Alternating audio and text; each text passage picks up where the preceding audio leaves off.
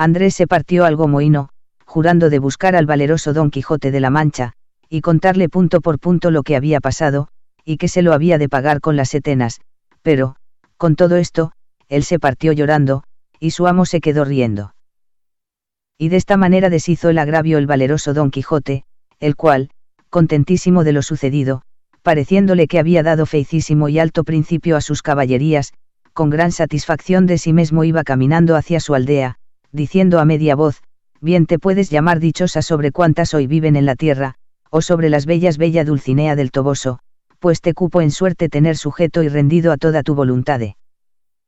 Talante a un tan valiente y tan nombrado caballero como lo es y será Don Quijote de la Mancha, el cual, como todo el mundo sabe, ayer recibió la orden de caballería, y hoy ha desfecho el mayor tuerto y agravio que formó la sinrazón y cometió la crueldad, hoy quitó el látigo de la mano a aquel despiadado enemigo, que tan sin ocasión vapulaba a aquel delicado infante. En esto llegó a un camino que en 4 se dividía, y luego se le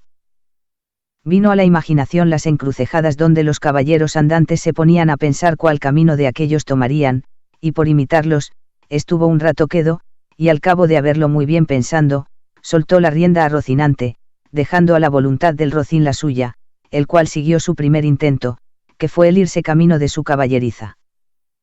Y habiendo andado como 2 millas, descubrió Don Quijote un gran tropel de gente, que, como después se supo, eran unos mercaderes touledanos que iban a comprar seda a Murcia. Eran 6, y venían con sus quitasoles, con otros 4 criados a caballo y 3 mozos de mulas a pie. Apenas los divisó Don Quijote, cuando se imaginó ser cosa de nueva aventura, y por imitar, en todo cuanto a él le parecía posible, los pasos que había leído en sus libros, le pareció venir allí de molde uno que pensaba hacer, y así, con gentil continente y denuedo, se afirmó bien en los estribos, apretó la lanza, llególa adarga al pecho, y, puesto en la mitad del camino, estuvo esperando que aquellos caballeros andantes llegasen, que ya el Portales los tenía y juzgaba, y cuando llegaron a trecho que se pudieron ver y oír, levantó Don Quijote la voz, y con ademán arrogante dijo: todo el mundo se tenga, si todo el mundo no confiesa que no hay en el mundo todo doncella más hermosa que la emperatriz de la Mancha, la sin par Dulcinea del Toboso. Paráronse los mercaderes al son de estas razones y a ver la extraña figura del que las decía, y por la figura y por ellas, luego echaron de ver la locura de su dueño, mas quisieron ver despacio en que paraba aquella confesión que se les pedía, y uno de ellos, que era un poco burlón y muy mucho discreto, le dijo: señor caballero, nosotros no conocemos quién sea esa buena señora que decís, mostrádnosla. Que si ella fuere de tanta hermosura como significáis, de buena gana y sin apremio alguno confesaremos la verdad que por parte vuestra nos es pedida. Si os la mostrara, replicó Don Quijote, ¿qué hiciérades vosotros en confesar una verdad tan notoria? La importancia está en que sin verla lo habéis de creer, confesar, afirmar, jurar y defender, donde no, conmigo sois en batalla, gente descomunal y soberbia, que ahora vengáis uno a uno, como pide la orden de caballería, ora todos juntos, como es costumbre y mala usanza de los de vuestra ralea, aquí os aguarde y espero, confiado en la razón que de mi parte tengo. Señor caballero, replicó el mercader, suplico a vuestra merced, en nombre de todos estos príncipes que aquí estamos, que por qué no carguemos nuestras conciencias, confesando una cosa por nosotros jamás vista ni oída, y más siendo tan en perjuicio de las emperatrices y reinas de la Alcarria y Extremadura, que vuestra merced sea servido de mostrarnos algún retrato de esa señora, aunque sea tamaño como un grano de trigo, que por el hilo se sacará el ovillo, y quedaremos con esto satisfechos y seguros, y vuestra merced quedará contento y pagado. Y aun creo que estamos ya tan de su parte, que aunque su retrato nos muestre que es tuerta de un ojo y que del otro le mana bermellón y piedra azufre, con todo eso, por complacer a vuestra merced, diremos en su favor todo lo que quisiere. No le mana, canalla infame, respondió Don Quijote, encedido en cólera, no le mana, digo, eso que decís, sino ámbar y algalia entre algodones, y no es tuerta ni corcovada, sino más derecha que un huso de Guadarrama, pero vosotros pagaréis la grande blasfemia que habéis dicho contra tamaña beldad como es la de mi señora. Y diciendo esto, arremetió con la lanza baja contra el que lo había dicho, con tanta furia y enojo, que si la buena suerte no hiciera que en la mitad del camino tropezara y cayera Rocinante, lo pasara mal el atrevido mercader. Cayó Rocinante, y fue rodando su amo una buena pieza por el campo, y queriéndose levantar, jamás pudo, tal embarazo le causaban la lanza, adarga, espuelas y celada con el peso de las antiguas armas. Y entre tanto que pugnaba por levantarse, y no podía, estaba diciendo: non fuyáis, gente cobarde, gente cautiva, atended, que no por culpa mía, sino de mi caballo, estoy aquí tendido. Un mozo de mulas de los que allí venían, que no debía ser muy bien intencionado, oyendo decir al pobre caído tantas arrogancias, no lo pudo sufrir sin darle la respuesta en las costillas, y llegándose a él, tomó la lanza, y después de haberla hecho pedazos, con uno vellos comenzó a dar a nuestro Don Quijote tantos palos, que, a despecho y pesar de sus armas, le molió como cibera. Dábanle voces sus amos, que no le diese tanto y que le dejase, pero estaba ya el mozo picado, y no quiso dejar el juego hasta envidar todo el resto de su cólera, y acudiendo por los demás trozos de la lanza, los acabó de deshacer sobre el miserable caído, que con toda aquella tempestad de palos que sobre él llovía, no cerraba la boca, amenazando al cielo y a la tierra y a los malandrines, que tal le parecían. Cansóse el mozo, y los mercaderes siguieron su camino, llevando que contar en todo el del pobre apaleado, el cual, después que se vio solo, tornó a probar si podía levantarse, pero, si no lo pudo hacer cuando sano y bueno, como lo haría molido y casi deshecho. Y aún se tenía por dichoso, pareciéndole que aquella era propia desgracia de caballeros andantes, y toda la atribuía a la falta de su caballo, y no era posible levantarse, según tenía abrumado todo el cuerpo. Donde se prosigue la narración de la desgracia de nuestro caballero. Viendo, pues, que, en efecto, no podía menearse, acordó de acogerse a su ordinario remedio, que era pensar en algún paso de sus libros, y trújole su locura a la memoria aquel de Valdovinos y del Marqués de Mantua, cuando Carloto le dejó herido en la montaña, historia sabida de los niños, no ignorada de los mozos, celebrada y aún creída de los viejos, y, con todo esto, no más verdadera que los milagros de Mahoma. Esta, pues, le pareció a el que le venía de molde para el paso en que se hallaba, y así, con muestras de grande sentimiento, se comenzó a volcar por la tierra, y a decir con debilitado aliento lo mismo que decía el herido caballero del bosque: ¿dónde estás, señora mía, que no te duele mi mal? ¿O no lo sabes, señora, o eres falsa y desleal? Y de esta manera fue prosiguiendo el romance, hasta aquellos versos que dicen: oh noble Marqués de Mantua, mi tío y señor carnal. Y quiso la suerte que, cuando llegó a este verso, acertó a pasar por allí un labrador de su mismo lugar y vecino suyo que venía de llevar una carga de trigo al molino, el cual, viendo aquel hombre allí tendido, se llegó a él, y le preguntó que quién era, y qué mal sentía, que tan tristemente se quejaba. Don Quijote creyó sin duda que aquel era el Marqués de Mantua, su tío, y así, no le respondió otra cosa sino fue proseguir en su romance, donde le daba cuenta de su desgracia y de los amores del hijo del emperante con su esposa, todo de la misma manera que el romance lo canta. El labrador estaba admirado, oyendo aquellos disparates, y quitándole la visera, que ya estaba hecha pedazos de los palos, le limpió el rostro, que lo tenía lleno de polvo, y apenas le hubo limpiado, cuando le conoció y le dijo: señor Quijana, que así se debía de llamar cuando él tenía juicio y no había pasado de hidalgo sosegado a caballero andante, ¿quién ha puesto a vuestra merced de esta suerte? Pero él seguía con su romance a cuanto le preguntaba. Viendo esto el buen hombre, lo mejor que pudo le quitó el peto y espaldar, para ver si tenía alguna herida, pero no vio sangre ni señal alguna. Procuró levantarle del suelo, y no con poco trabajo le subió sobre su jumento, por parecerle caballería más sosegada.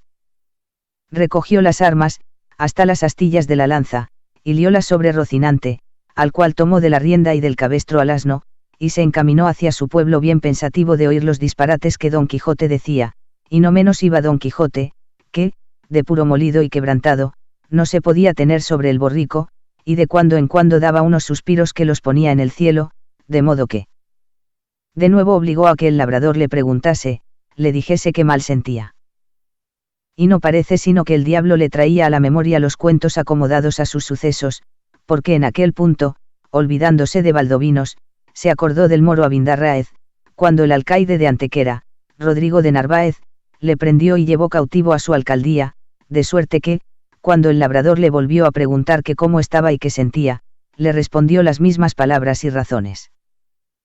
Que el cautivo Abencerraje respondía a Rodrigo de Narváez, del mismo modo que él había leído la historia en la Diana de Jorge de Montemayor, donde se escribe, aprovechándose de ella tan de propósito, que el labrador se iba dando al diablo de oír tanta máquina de necedades, por donde conoció que su vecino estaba loco, y dábase priesa a llegar al pueblo por excusar el enfado que Don Quijote le causaba con su larga arenga. Al cabo de la cual dijo: sepa vuestra merced, señor don Rodrigo de Narváez, que esta hermosa jarifa que he dicho es ahora la linda Dulcinea del Toboso, por quien yo he hecho, hago y haré los más famosos hechos de caballerías que se han visto, vean ni verán en el mundo. A esto respondió el labrador: mire vuestra merced, señor, pecador de mí, que yo no soy don Rodrigo de Narváez ni el marqués de Mantua, sino Pedro Alonso, su vecino, ni vuestra merced es Valdovinos, ni Abindarráez, sino el honrado hidalgo del señor Quijana. Yo sé quién soy, respondió Don Quijote, y sé que puedo ser no solo los que he dicho, sino todos los 12 pares de Francia y aun todos los 9 de la fama, pues a todas las hazañas que ellos todos juntos y cada uno por sí hicieron, se aventajarán las mías. En estas pláticas y en otras semejantes llegaron al lugar a la hora que anochecía, pero el labrador aguardó a que fuese algo más noche, porque no viesen al molido hidalgo tan mal caballero. Llegada, pues, la hora que le pareció, entró en el pueblo, y en la casa de Don Quijote, la cual halló toda alborotada, y estaban en ella el cura y el barbero del lugar, que eran grandes amigos de Don Quijote, que estaba diciéndole su ama a voces: ¿qué le parece a vuestra merced, señor licenciado Pero Pérez, que así se llamaba el cura, de la desgracia de mi señor? 3 días a que no parecen él, ni el rocín, ni la adarga, ni la lanza, ni las armas. Desventurada de mí, que me doy a entender, y así es ello la verdad, como nací para morir, que estos malditos libros de caballerías que él tiene y suele leer tan de ordinario le han vuelto el juicio, que ahora me acuerdo haberle oído decir muchas veces, hablando entre sí, que quería hacerse caballero andante e irse a buscar las aventuras por esos mundos. Encomendados sean a Satanás y a Barrabás tales libros, que así han echado a perder el más delicado entendimiento que había en toda la Mancha. La sobrina decía lo mismo, y aún decía más: sepa, señor maese Nicolás, que este era el nombre del barbero, que muchas veces le aconteció a mi señor tío estarse leyendo en estos desalmados libros de desventuras 2 días con sus noches, al cabo de los cuales arrojaba el libro de las manos y ponía mano a la espada, y andaba a cuchilladas con las paredes, y citando estaba muy cansado decía que había muerto a 4 gigantes como 4 torres, y el sudor que sudaba del cansancio decía que era sangre de las feridas que había recibido en la batalla, y bebíase luego un gran jarro de agua fría, y quedaba sano y sosegado, diciendo que aquella agua era una preciosísima bebida que le había traído el sabio Esquife, un grande encantador y amigo suyo. Mas yo me tengo la culpa de todo, que no avisé a vuestras mercedes de los disparates de mi señor tío, para que lo remediaran antes de llegar a lo que ha llegado, y quemaran todos estos descomulgados libros, que tiene muchos, que bien merecen ser abrasados, como si fuesen de herejes. Esto digo yo también, dijo el cura, y a fe que no se pase el día de mañana sin que de ellos no se haga auto público, y sean condenados al fuego, porque no den ocasión, a quien los leyere, de hacer lo que mi buen amigo debe de haber hecho. Todo esto estaban oyendo el labrador y Don Quijote, con que acabó de entender el labrador la enfermedad de su vecino, y así, comenzó a decir a voces: abran vuestras mercedes al señor Valdovinos y al señor marqués de Mantua, que viene malferido, y al señor moro Abindarráez, que trae cautivo al valeroso Rodrigo de Narváez, alcalde de Antequera. A estas voces salieron todos, y como conocieron los unos a su amigo, las otras a su amo y tío, que aún no se había apeado del jumento, porque no podía, corrieron a abrazarle. Él dijo: ténganse todos, que vengo malferido por la culpa de mi caballo, llévenme a mi lecho, y llámese, si fuere posible, a la sabia Urganda, que cure y cate de mis feridas. Miró, en hora mala, dijo a este punto el ama, si me decía a mí bien mi corazón del pie que cojeaba mi señor. Suba vuestra merced en buen hora, que, sin que venga esa hurgada le sabremos aquí curar. Malditos, digo, sean otra vez, y otras 100, estos libros de caballerías, que tal han parado a vuestra merced. Lleváronle luego a la cama, y catándole las feridas, no le hallaron ninguna, y él dijo que todo era molimiento por haber dado una gran caída con Rocinante, su caballo, combatiéndose con 10 jayanes, los más desaforados y atrevidos que se pudieran fallar en gran parte de la tierra. Ta, dijo el cura. Jayanes hay en la danza. Para mi santiguada que yo los queme mañana antes que llegue la noche. Hiciéronle a Don Quijote 1000 preguntas, y a ninguna quiso responder otra cosa sino que le diesen de comer y le dejasen dormir, que era lo que más le importaba. Hízose así, y el cura se informó muy a la larga del labrador del modo que había hallado a Don Quijote. Él se lo contó todo, con los disparates que al hallarle y al traerle había dicho, que fue poner más deseo en el licenciado de hacer lo que otro día hizo, que fue llamar a su amigo el barbero maese Nicolás, con el cual se vino a casa de Don Quijote.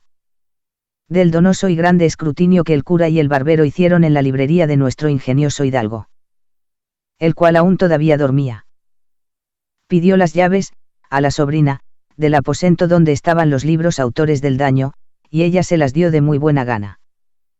Entraron dentro todos, y la ama con ellos, y hallaron más de 100 cuerpos de libros grandes muy bien encuadernados, y otros pequeños, y así como el ama los vio, volvióse a salir del aposento con gran priesa, y tornó luego con una esquiudila de agua bendita y un hisopo, y dijo: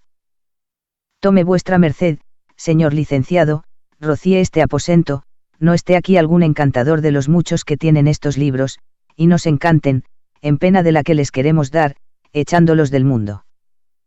Causó risa al licenciado la simplicidad del ama, y mandó al barbero que le fuese dando de aquellos libros uno a uno, para ver de qué trataban, pues podía ser hallar algunos que no mereciesen castigo de fuego. No, dijo la sobrina, no hay para qué perdonar a ninguno, porque todos han sido los dañadores, mejor será arrojarlos por las ventanas al patio, y hacer un rimero de ellos y pegarles fuego, y si no, llevarlos al corral, y allí se hará la hoguera, y no ofenderá el humo. Lo mismo dijo el ama, tal era la gana que las dos tenían de la muerte de aquellos inocentes, mas el cura no vino en ellos sin primero leer siquiera los títulos. Y él primero que maese Nicolás le dio en las manos, fue los 4 de Amadís de Gaula, y dijo el cura: parece cosa de misterio esta, porque, según he oído decir, este libro fue el primero de caballerías que se imprimió en España, y todos los demás han tomado principio y origen de este, y así, me parece que, como a dogmatizador de una secta tan mala, le debemos, sin excusa alguna, condenar al fuego. No, señor, dijo el barbero. Que también he oído decir que es el mejor de todos los libros que de este género se han compuesto, y así, como a único en su arte, se debe perdonar. Así es verdad, dijo el cura, y por esta razón se le otorga la vida por ahora. Veamos es otro que está junto a él. Es, dijo el barbero, las Sergas de Esplandián, hijo legítimo de Amadís de Gaula. Pues en verdad, dijo el cura, que no le ha de valer al hijo la bondad del padre. Tomad, señora ama, abrid esa ventana y echadle al corral, y de principio al montón de la hoguera que se ha de hacer.